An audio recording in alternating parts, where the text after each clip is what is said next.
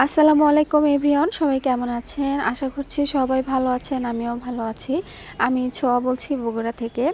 আজকে পহেলা জানুয়ারি 2025 সাল। আজকের ভিডিওটা আমি আপনাদের সাথে শেয়ার করতেছি। তো আজকের সকালে নতুন বছরের প্রথম দিন সকালবেলা একটু খিচুড়ি রান্না করছি। এখানে আমি সবজি খিচুড়ি রান্না করছি। অল্প একটু আলু দিছি, গাজর দিছি, পেঁয়াজের কলি দিছি, দিয়ে আদা রসুন হলুদ মরিচ লবণ তেজপাতা সাদা মশলা কালো মশলা সরিষার তেল দিয়ে খিচুড়িটা বসিয়ে দিচ্ছি। আর আজকে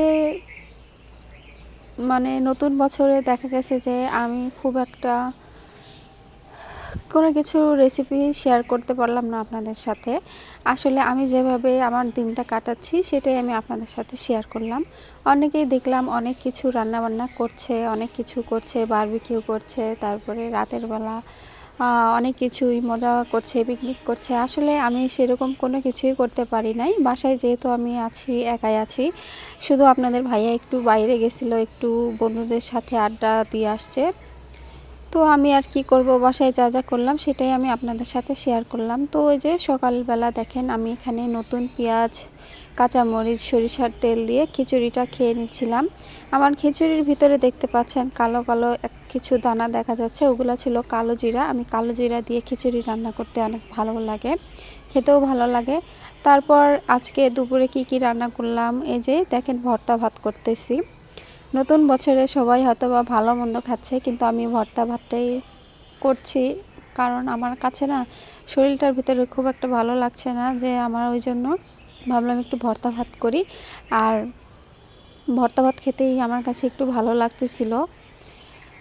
আর আমার জামাইয়ের জন্য আলু ঘাটি করে দিছি, ডিম সেদ্ধ করে আলু ঘাটি যেটা করে সেটা করে দিছি। আর এইদিকে আমি পেঁয়াজ মরিচ রসুন সব কিছু ভাজি করে নিছি। এই যে চান্দা মাছটা ভর্তা করব, সাথে একটু কালো জিরা ভর্তা করব। তো প্রথমে এখানে আমি কাঁচা মরিচগুলো সুন্দর করে বেটে নিচ্ছিলাম।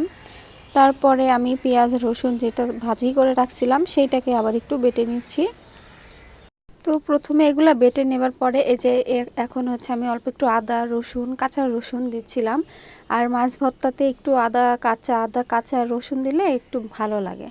তো চান্দা মাছগুলো অনেকগুলাই ছিল ফ্রিজে, তো আমি অর্ধেক আজকে ভর্তা করব আর অর্ধেক রেখে দিব, অন্যদিন ভর্তা করে খাবো। এমনিতেই অনেক দিন হয়ে গেছে, বেশি দিন হয়ে গেলে দেখা যাবে যে ভর্তাটা খেতে আসলে ভালো লাগবে না। তো নতুন বছর সবাই একটু ভালোভাবে এনজয় করে নিচ্ছে, আমি আমার মতো করে এনজয় করে নিচ্ছি।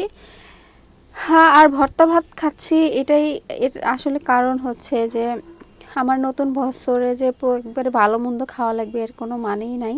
হয়তোবা নতুন বছরে নতুন দিন ভালো মন্দ খাইলাম, আর সারা বছর যদি আমি ভালো মন্দ খাইতে না পারি ওইটা একটা আফসোস থেকে যাবে। সেজন্য আমি এবার ভাবছি যে ভর্তা ভাত করব, যাতে আমি ভালো মন্দ এই বছরটাতে আরও খাই। তখন মনে হবে যে যে যাক, প্রথমে নতুন বছরের প্রথম দিন আমি হয়তো ভর্তা ভাত খাইছি, এখন আমি ভালো মন্দ খাচ্ছি। এই আর কি, কি বলতেছি আসলে কিছুই বুঝতেছি না। যাই হোক, আমার মাছ ভর্তাটা হয়ে গেছে। এবার ওই যে বাকি যে পেঁয়াজ রসুন রাখছিলাম সেটা দিয়ে একটু কালো জিরা ভর্তা করে নিছি, আর এটা দিয়েই খেয়ে নেব। দেখেন ভর্তাগুলো কতটা লোভনীয় হয়েছে। এরপর হচ্ছে যেটা করব, পাটা যে আমি ভর্তা করলাম এর ভেতরে একটু ভাত মাখিয়ে নিয়ে এখন এটাকে খাবো। যারা আসলে এই পাটা ভর্তা পাটায় মাখানো এই ভাতটা যারা খাইছে তারা তো জানে এটার আসলে মজাটা কত দূর আর কত মজাটা আসলে লাগে। এর ভিতরে আমি আরও একটু লবণ দিলাম, একটু ঝাল দিলাম, দিয়ে মাখায় নিয়ে খাবো। তো আজকের ভিডিওটা এই পর্যন্তই। সবাই ভালো থাকবেন, সুস্থ থাকবেন। কার কেমন লাগলো আমার ভিডিওটা অবশ্যই লাইক কমেন্ট করে আমাকে জানিয়ে দেবেন, আমাকে সাপোর্ট করবেন।